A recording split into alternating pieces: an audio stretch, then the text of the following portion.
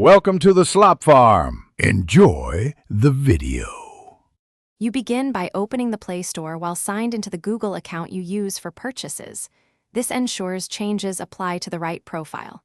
Once done, tap your profile icon, then manage your Google account to reach personal info.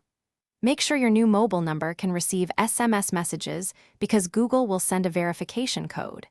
If you plan to update payment methods too, have card details handy. This saves switching contexts and prevents interruptions during the next steps.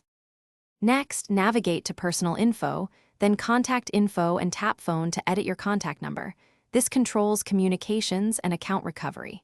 Select whether it's a mobile or work number, type the new digits exactly, and request the verification SMS.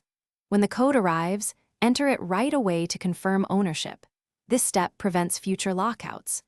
Make sure you follow any additional prompts for security, such as re-entering your password, because Google sometimes asks for recent sign-in confirmation. Finally, confirm that the new number appears in Play Store settings and in your Google Payments profile if you use it for purchases.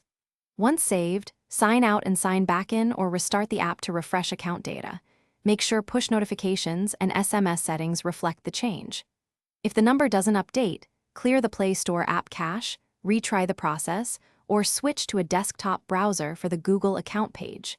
If verification SMS fails, contact your carrier to ensure messages aren't blocked. Thanks for watching. Consider subscribing if we helped you today.